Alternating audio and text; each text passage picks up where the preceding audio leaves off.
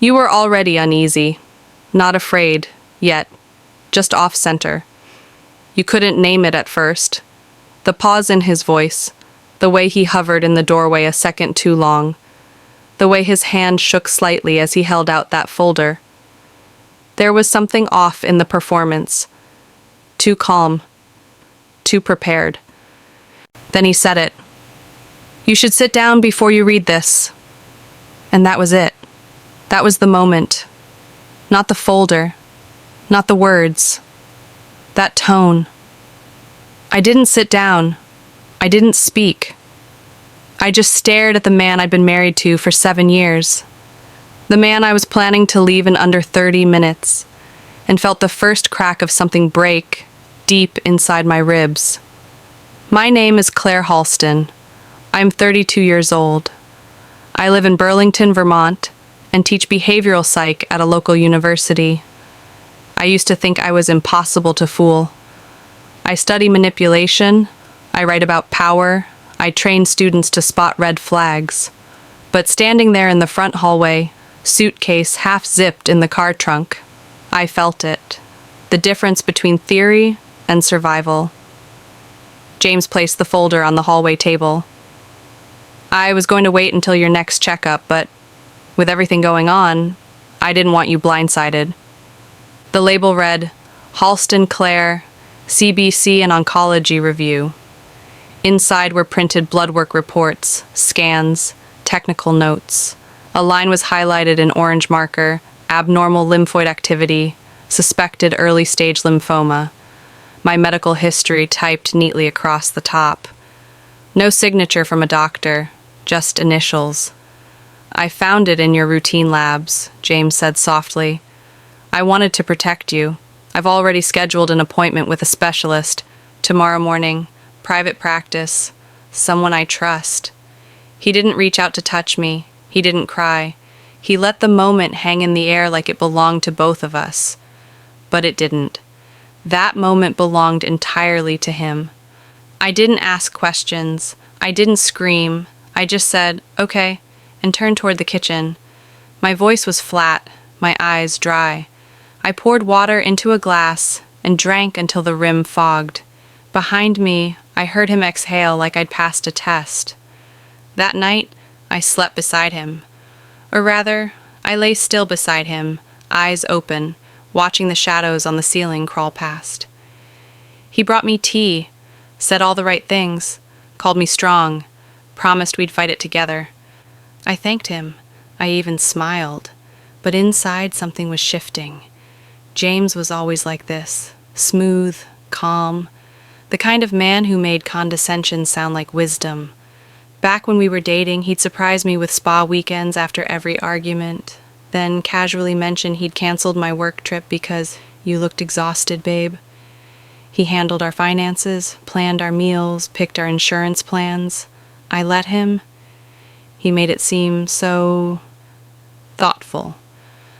But now, looking back, I saw the pattern. Every choice I never made. Every friend who didn't seem good for you.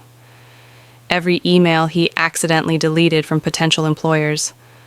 The real illness wasn't in my blood. It was in the way he treated freedom as a threat. By the third day, I tried to call the clinic he mentioned. No listing. I asked for a copy of the original lab order. He said he had to dig it up. When I asked for the doctor's full name, he told me not to spiral. That's what he called it, spiraling. I knew then. He hadn't saved me. He had sedated me. James needed me sick, or at least afraid of being sick. He needed me dependent, still afraid to walk out the door. So I stopped trying to leave. Not because I believed him, but because it was easier to kill a monster when you let it think it had already won. I kept taking the pills, drinking the smoothies, letting him run the schedule. But I started collecting notes, dates, screenshots. I turned on my phone's audio recorder every time we spoke. I stashed his fake prescriptions inside the lining of my suitcase. He thought I was folding, but I was documenting. Some people lie to hurt you. The worst ones lie to keep you exactly where they want you, quiet, scared, and grateful for the cage. James faked my illness. I was going to show him what it felt like to recover and become the thing he was most afraid of. Uncontrolled. He started making breakfast again, blueberry oats with flax the way I used to like them, before I stopped liking anything made by a man who monitored my weight under the guise of health. He hummed in the kitchen. That part annoyed me the most. The humming. Like he was the one under pressure. Like caring for a sick wife had given him a noble new role to perform. By the time I walked in, he had already portioned my vitamins into a little dish and brewed the anti-inflammatory tea he insisted I drink now instead of coffee. I sat down, smiled, took the cup in both hands and sipped slowly. It tasted like ginger and poison. I rescheduled your scan, he said without looking up from his phone. Dr. Resnick's office double booked. We'll go next Friday instead? I nodded. That was the rule. Never challenge him too directly. Not yet. What he didn't know was that I had spent the night before scanning the QR code on the tea canister. The website it linked to didn't sell pharmaceuticals. It sold herbal kits for emotional wellness. The capsules he'd been giving me weren't cancer meds. They were over-the-counter mood stabilizers, stuff designed to calm racing thoughts. His thoughts, not mine. I began watching him the way I used to study predator behavior in graduate school. Not for emotion, but for rhythm. His day started at 6:45 a.m. with his phone alarm, a glass of lemon water, and a quick check of my pill tray. He worked remotely now. To stay close, just in case. At night, he reviewed my health journal, a little notebook he'd gifted me that I never wanted, but always filled. He made me record everything, symptoms, feelings, dreams. That journal would later become Exhibit B. Sometimes he sat too close while I wrote, his breath warm on my shoulder. Once, I turned the page too quickly and he asked, "You're not hiding anything from me, right?" I laughed. What would I even hide? He smiled, but not with his eyes. On Thursday, I tested a theory. I said I felt nauseous, nothing else. Within 2 hours, he came back with a bottle labeled ondansetron, but when I peeled off the pharmacy label, I found another sticker beneath it. The original name was something else entirely. I Googled it. It wasn't for nausea. It was a hormone regulator. I didn't confront him. I logged the interaction in a private spreadsheet I kept on an encrypted flash drive, tucked into the spine of an old psychology textbook, one he'd never open. I added the altered bottle to a collection I kept hidden under the bathroom sink, inside a tampon box sealed in plastic. He thought I didn't care anymore, that I was too medicated, too mentally dissolved to notice the cracks. But I noticed everything. I noticed how he never let me check the mail anymore, how he started pre-cutting my fruit, how he removed the locks from the bathroom doors, just in case you faint again. Again. I had never fainted. That part was a fabrication. One he told the nurse during our consultation at a mobile clinic 2 weeks prior.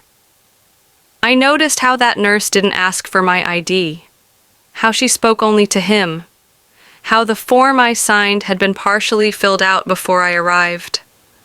I'd never felt more visible and erased at the same time. On Sunday night, he suggested we renew our vows. It might help us reset emotionally, he said. Start a new chapter, one built on truth. Truth.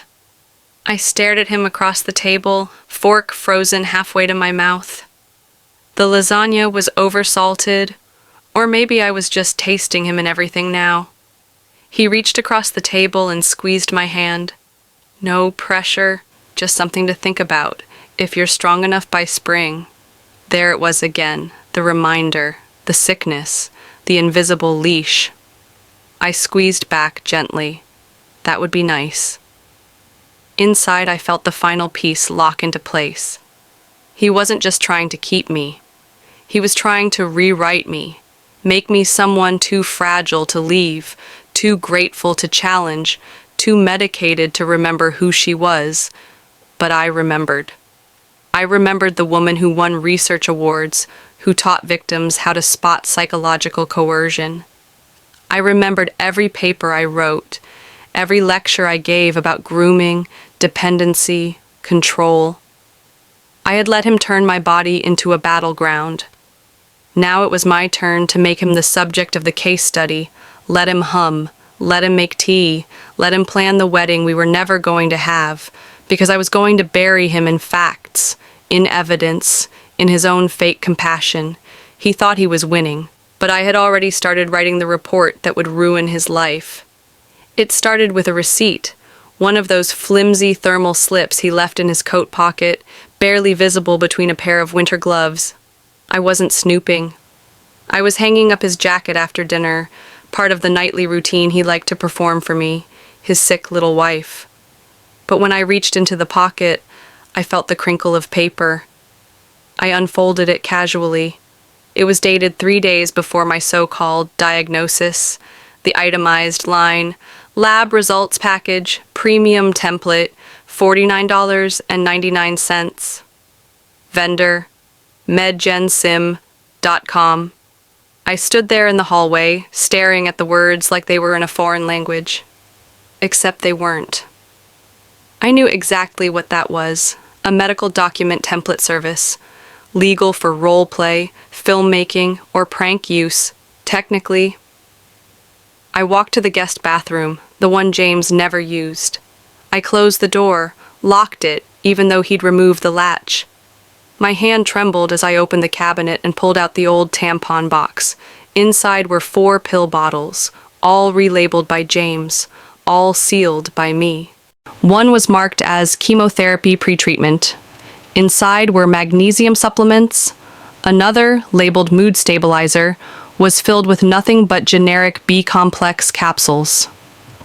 I photographed each one, front, back, barcode. I uploaded the images to my burner cloud. I stared at the bathroom mirror. My face looked thinner, not from cancer, from control. I started digging. That night, after James went to sleep, I sat in bed beside him with a blanket over my head and my laptop dimmed to the lowest brightness. I visited the MedGenSim site. I created a fake account. I browsed their catalog. Found my own lab report, almost identical, same formatting, same font, same wording, just with sample names. He hadn't even changed much, just inserted my details, highlighted the right phrases to break me. I copied the HTML code and emailed it to myself under the subject line, Thesis, Draft 4. The next morning, I asked him what time my next scan was. He smiled. They had to move it. Too much end-of-year demand. I nodded, stirred my tea. Think I could get a printout of my last results? I want to show them to Rachel. She's a nurse. His expression didn't flicker, but his hands twitched slightly. We should wait until the next set. I don't want you stressing out over numbers you don't understand. There it was again, the mask of protection. That afternoon, I called Rachel from the pharmacy. I knew she wouldn't answer at work, so I left a message. Hey, I need you to call me after 6, and I need you to pretend we're talking about your wedding plans. She called at 6:12. I told her everything under the guise of cake vendors and guest lists. I asked her if someone could fake a diagnosis convincingly enough to trap someone. She paused for half a second too long. Claire, do you feel safe? I stared at the pharmacy shelf. The label on the vitamins said, supports calm focus and healthy serotonin levels. I feel watched, I said, which is different. I'm documenting now. Rachel didn't press further. She just said, send me everything. That night, I started keeping my phone in airplane mode until James was asleep. I didn't trust him not to install spyware. He once changed the router password without telling me, said he was protecting us from phishing scams. The signs had been there. I just hadn't connected them. I started collecting more than pill bottles. I collected inconsistencies, like the fact that his supposed specialist's clinic had no online presence beyond a broken Facebook page, or that the radiologist's phone number was a burner line, redirecting to voicemail every time. On Friday, I told him I wanted to journal somewhere peaceful. He offered to drive me. I said no, insisted I needed space. He hesitated, then gave a stiff smile. I drove straight to a law firm, met with a woman named Diane, divorce specialist with a background in medical fraud. I didn't give her my real name. I showed her the documents, the recordings, the fakey pill labels. She didn't blink. "This is coercive control," she said. "This is medical gaslighting, and if we can prove intent, you'll bury him." I didn't smile. Not yet. On the way home, I stopped at a real diagnostic center, took my own blood test, paid in cash, used a pseudonym, asked for expedited results. The tech asked if I was worried about exposure. I said yes, but I wasn't worried about cancer.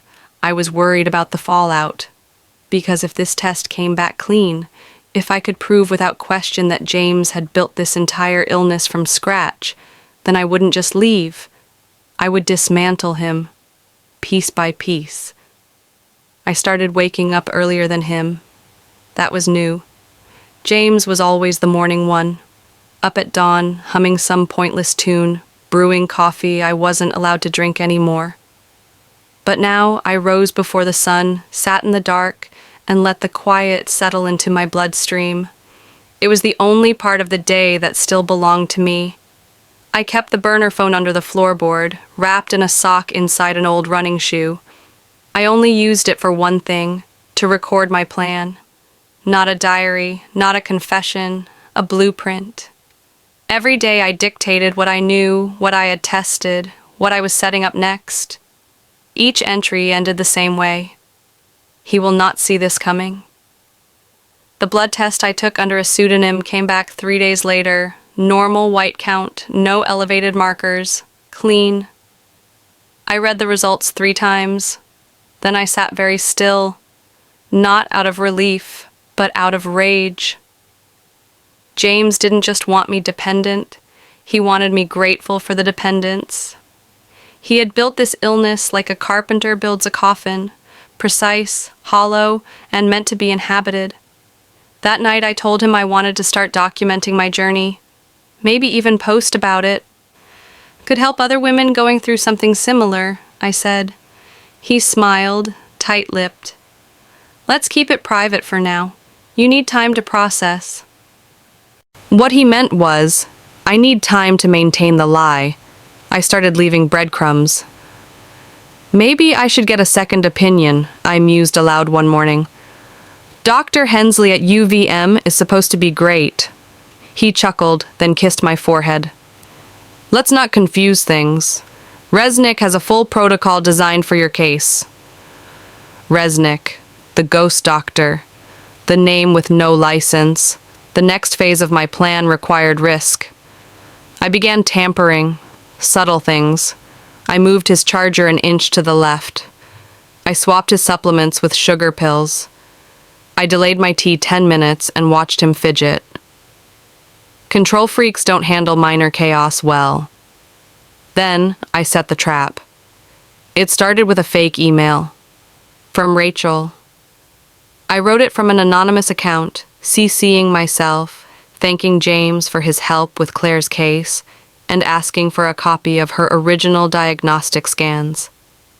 I knew he checked my inbox daily. He read it that evening. I watched him from the hallway mirror as he scrolled, his jaw locked. He deleted the email, didn't mention it. That meant he was scared. 2 days later, I staged a breakdown, said I'd had dizzy spells, that I felt worse. I asked him to call Resnick. I insisted I speak with her directly. He froze. She's not that kind of doctor. She works in panels, Research-based protocols. Then let me talk to one of the panelists, I said, eyes wide, voice soft. I just want to hear it from someone else, that I'm going to be okay. He nodded. I'll see what I can do. Later that night, he brought in his laptop and said we had a telehealth call. The screen was already set up. A woman in a lab coat appeared, voice slightly distorted, camera angle just wide enough to blur her name badge. She was good, said all the right things, even used my name. But she didn't ask any patient verification questions, didn't offer to send records, didn't respond when I asked for her clinic ID. I knew what she was, an actress, a script reader. When the call ended, I thanked him, told him I was relieved, hugged him, let him feel like the king of compassion. But what he didn't know was that I had recorded the entire call from a second angle, clean audio, full visuals, capturing the exact moment he coached her behind the camera when he thought I wasn't looking. It was the final piece. That night, I opened the Burner app, uploaded every file, and scheduled a Dropbox link to auto-send to 3 people: Rachel, Diane the lawyer, and a freelance journalist who specialized in domestic psychological abuse. I added a subject line: He faked my cancer, the medical gaslighting of Claire Halston. I closed my laptop. James came into the room, smiling. Feeling better? Much, I said, and I meant it. Because the next time he tried to weaponize love, he'd find it empty, sterile, admissible in court. He thought I was healed, but I was loading the gun. He wore his favorite button-down that night, the navy one with thin white stripes, said it made him look trustworthy. He even joked about that once early in our marriage when I complimented it before a dinner party. Optics are everything, he said with a wink. And there he was, sitting in front of the laptop, waiting for the next appointment with Resnick, or whatever poor stand-in he'd rehearsed with this time. I had told him I felt a lump. I said I was scared, said I needed to see her again. He'd taken the bait in under 30 seconds. You're brave, Claire, he said, adjusting the webcam angle. Really you are. I smiled and sat down, just off-center from the camera. The angle would give a clear shot of both of us, and the screen.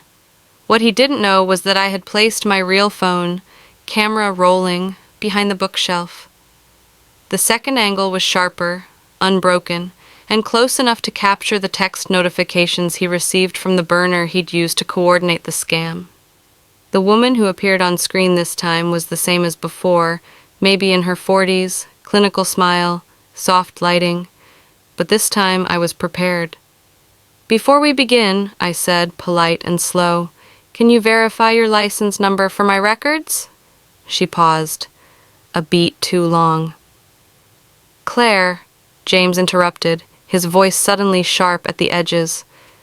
Let's not turn this into an interrogation. I'm not. I'm protecting myself. You'd want that, right? I said, looking him straight in the eye. The woman on the screen blinked. I can email it to you. No, I said, smiling. Say it out loud. James stood. The chair screeched against the hardwood. Claire, enough. You're spiraling again. There it was, his favorite word, spiraling. But I wasn't spiraling. I was recording. I reached into the folder beside me and pulled out the lab results from the independent clinic. My clean bill of health, stamped, signed, dated. I placed it on the table between us. Let him read the first line.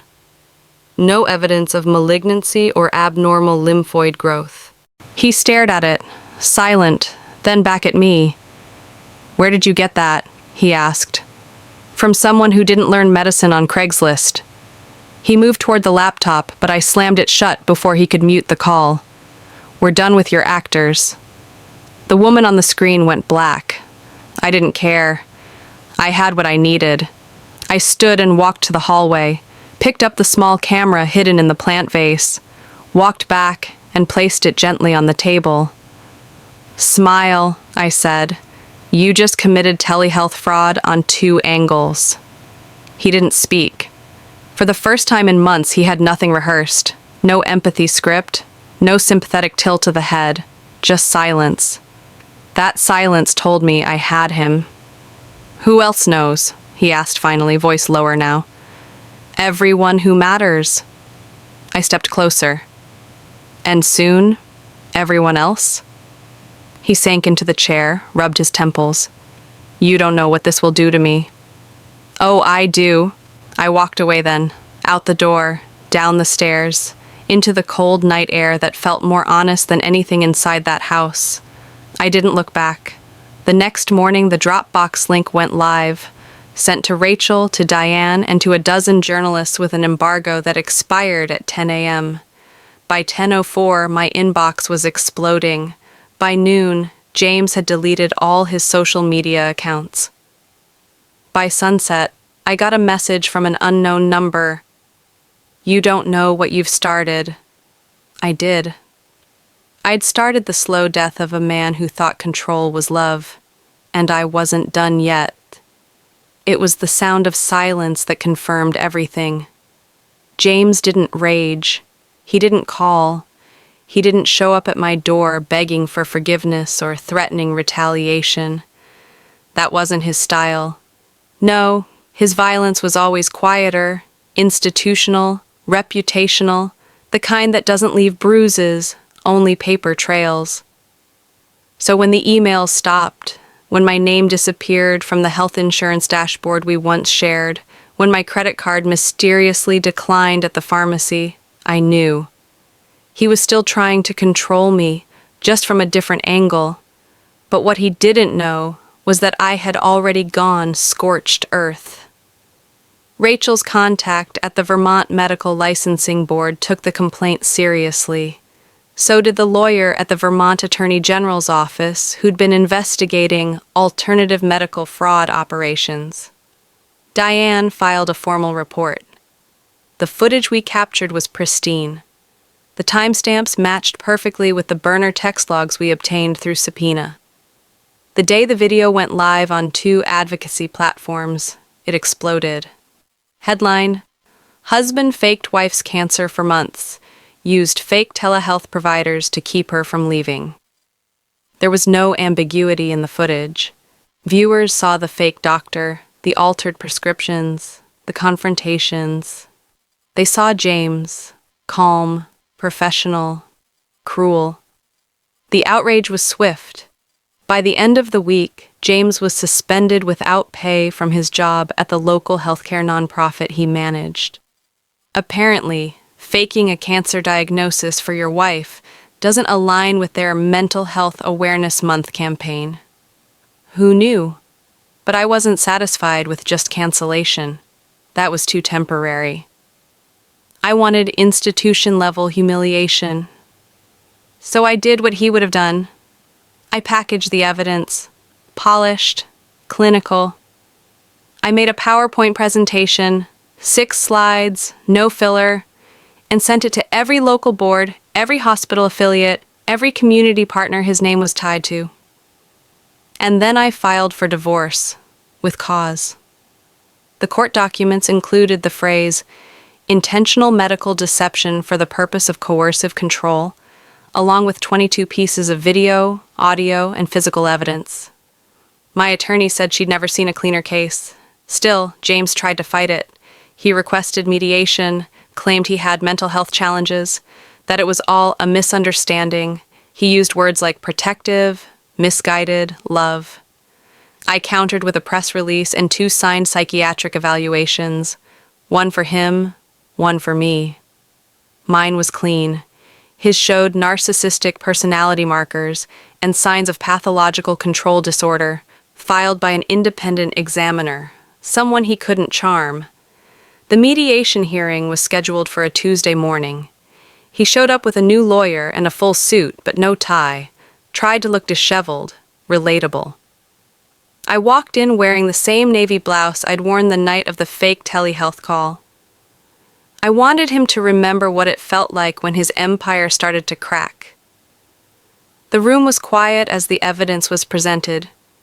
The emails, the tampered pill bottles, the surveillance footage, the fake doctor, the voice recordings of him saying, "Let's not confuse things, Claire.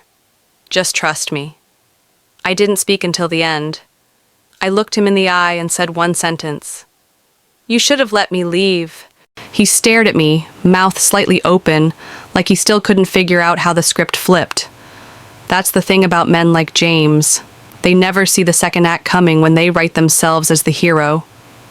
The court granted a restraining order and accelerated dissolution of the marriage. I kept the house. He kept his shame. The final nail came a week later, when a national podcast aired an episode on medical gaslighting and coercive control. They told my story, anonymized, but just enough breadcrumbs for anyone in Burlington to put it together. The episode was called "The Diagnosis That Wasn't." They used real audio, his voice, my questions, his silence. I didn't have to kill him. I just had to let him keep talking. 3 months later, I passed him in the hospital hallway. Not a real hospital, rehabilitation clinic, technically. He was sitting in a wheelchair outside the intake office, left arm trembling slightly, the kind of tremor that comes from prolonged stress, over-medication, or both. He didn't see me. Or if he did, he didn't recognize me. I'd come to visit a former colleague in the psych ward 2 floors up, someone who had actually suffered a breakdown, not orchestrated one. But there he was, James Halston, 50 pounds lighter, eyes sunken, dressed in state-issued sweats, staring at the vending machine like it might attack him. The nurse beside him said, "James, it's okay, honey. Just take your time." And that's when it clicked. He wasn't just in rehab. He was under observation. Somewhere along the way, the collapse had become real.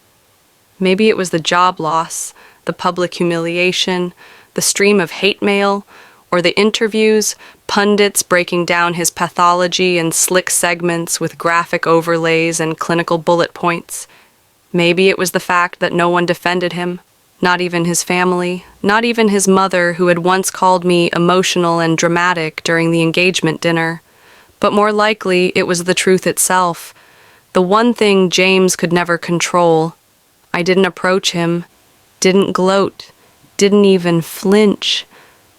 I stood behind a potted plant across the hallway, watching him try to unscrew the lid on a plastic water bottle. It took him 4 tries. He looked small. And that was the first moment I truly felt free. Because revenge, I've learned, isn't a moment. It's a sequence. It's watching the scaffolding of someone's lie rot from the inside until it collapses under its own weight. James had built his world on control, on performance, on the quiet confidence that no one would ever question the man who brought his wife tea while slowly poisoning her sense of autonomy. And now, here he was, questioned, stripped, forgotten, unshaved, uncertain, living under the same institutional gaze he once used to contain me. The nurse wheeled him away before he noticed me. Or maybe he did, and was too ashamed to meet my eyes. Or too proud. That part didn't matter anymore. What mattered was this. I had lived in his reality. Now he lived in mine. The following week, I gave my first lecture in over a year on medical coercion and partner-induced dependency syndrome. I used case studies, real ones. Mine was one of them. Anonymous, but sharp enough to cut glass. After the session, 3 students stayed behind to ask questions. One of them, a young woman with careful eyes, whispered, "Thank you for saying all that. My mom, she went through something like this." But nobody believed her. I nodded. They will now. That night I walked home alone. No one waiting at the door, no tea in hand, no eyes following me from room to room, just quiet. Not the silence of suppression, the silence of sovereignty. Somewhere inside me, a version of myself I thought he had erased began to stretch back into place.